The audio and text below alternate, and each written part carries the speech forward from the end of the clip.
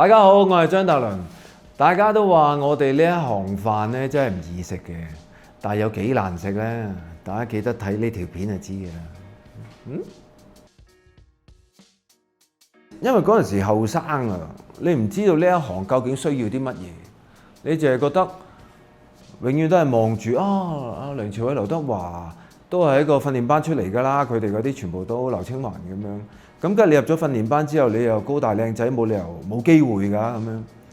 跟住入到去之後，你就發現原來唔係。嗰陣時個心態，我覺得有問題嘅。點解咁講呢？我有少少輕視咗嗰樣嘢。我好記得嗰個感覺係點嘅，因為我之前做過舞台劇啊嘛，我覺得自己咁厚嘅劇本我都讀到咯，呢啲點會讀唔到呢？咁樣點知去到嘅時候，我背晒㗎啦。我入到去個環境令我覺得好恐怖、好驚，又覺得阻人收工，即係嗰陣時有好多唔好嘅感覺，自己俾自己。跟住就搞到自己再衰啲咯，連基本都做唔到咯。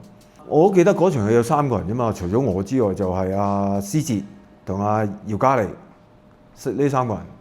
跟住阿施哲仲要瞓咗喺裏邊嘅，應該瞓着咗啊。施哲，阿姚嘉莉慘啲，因為佢喊嘅。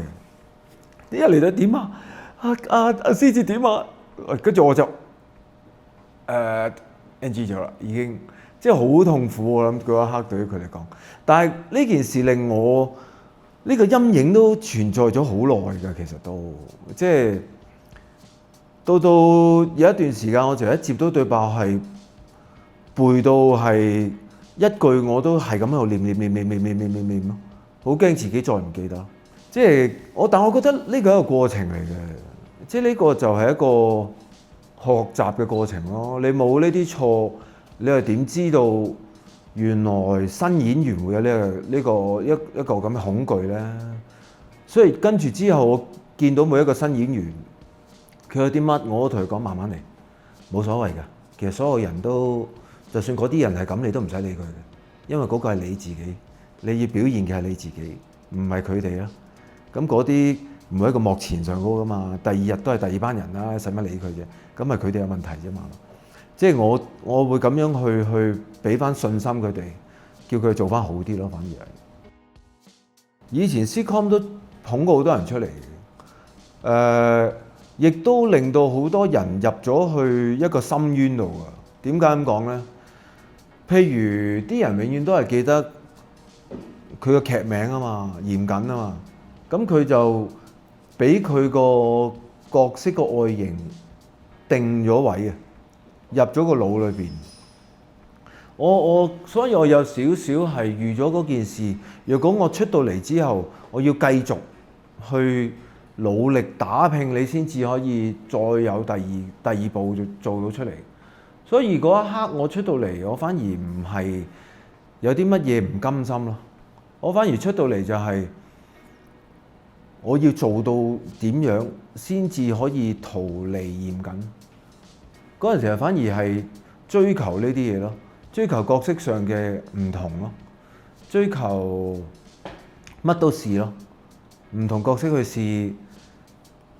我諗我第一次接到真係有啲戲做嘅角色就係，我記得係阿戚嗰陣時啲戲，戚其義嗰陣時啲戲，因為阿戚監製對我好好，佢好中意一啲高高大大，好似好有台型嘅男仔咁嘅。咁我就切合咗佢嘅。咁嗰陣時咧，同埋我嗰陣時啲戲唔係好誇張嗰啲戲嚟嘅。唔知點解我一路做戲都係嗰個感覺，唔係好誇張嗰啲人。咁又啱佢嗰個感覺。咁佢就成日俾戲我咯。咁嗰陣時我遇得最多就阿毛咯。火舞黃沙又係同阿毛啊，跟住珠光寶氣同阿毛最多。嗰陣時唔知有成80集定100集嗰啲長劇，嗰陣時興，我跟足佢咁多集 ，friend 到不得了嗰陣時。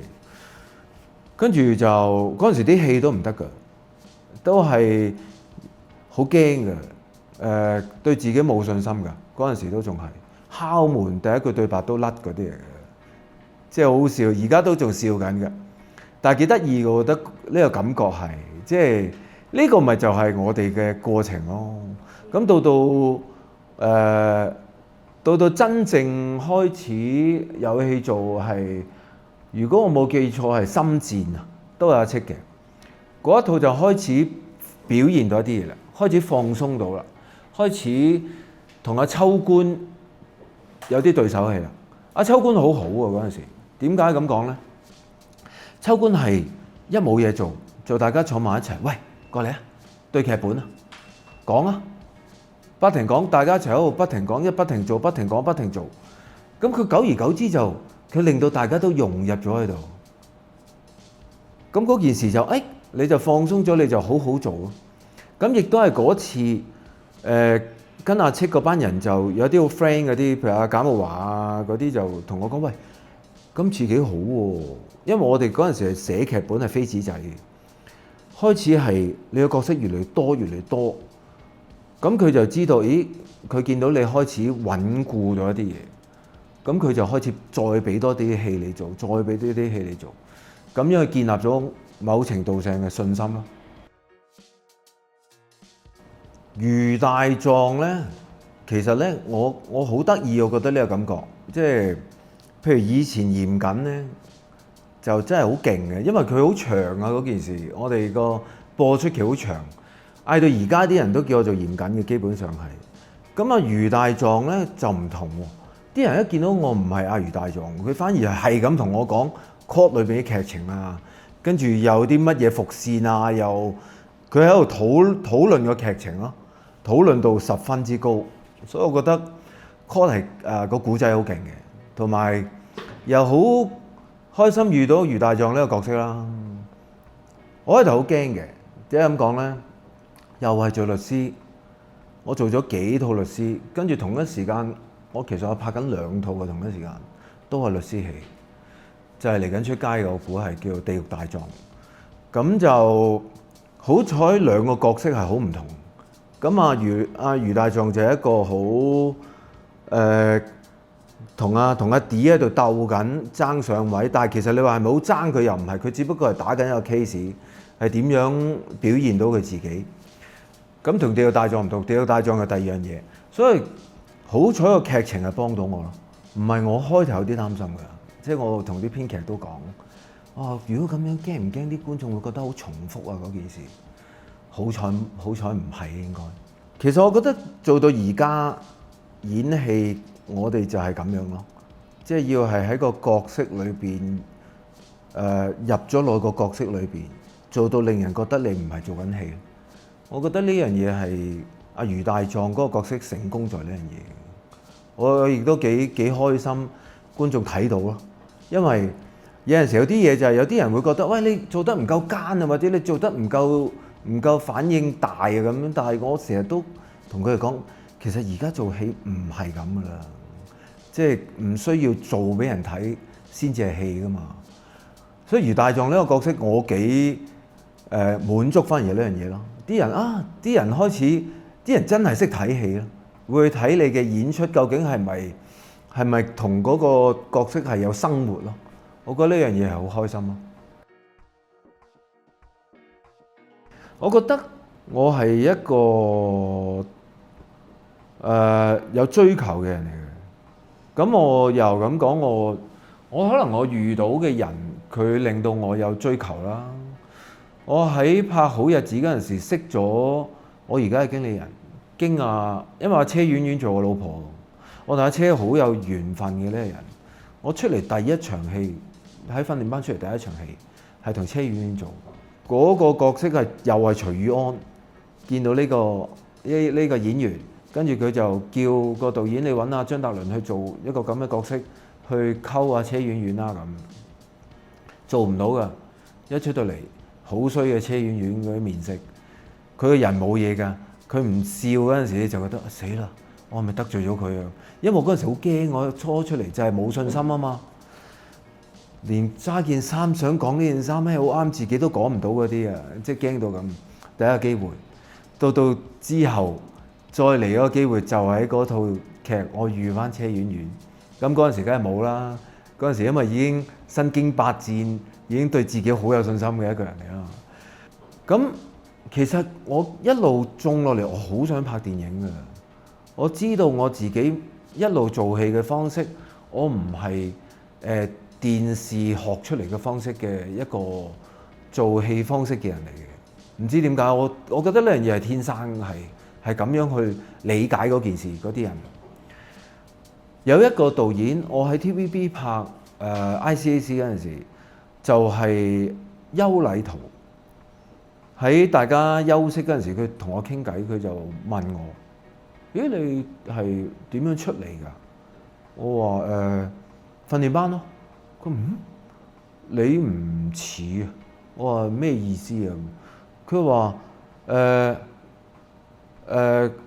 佢用我記得佢嗰陣時嘅形容詞就係、譬如學功夫，一啲就係南派，一啲就係北派咁樣。你當你 TVB 就係南派啦。咁訓練班就南派，你係北派嘅咯。你嗰個做戲方式完全唔覺得係同一樣嘢咁，所以嗰一刻令我一路有一個感覺，若果有機會嘅話，我係要出去電影試下喎，咁樣咯。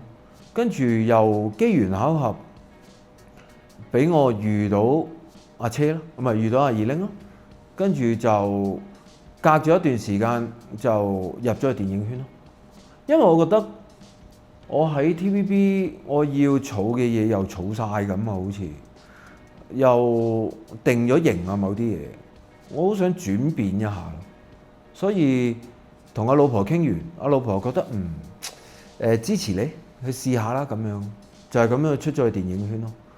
我又幾感恩，我出咗嚟電影圈之後，我拍咗好多套電影，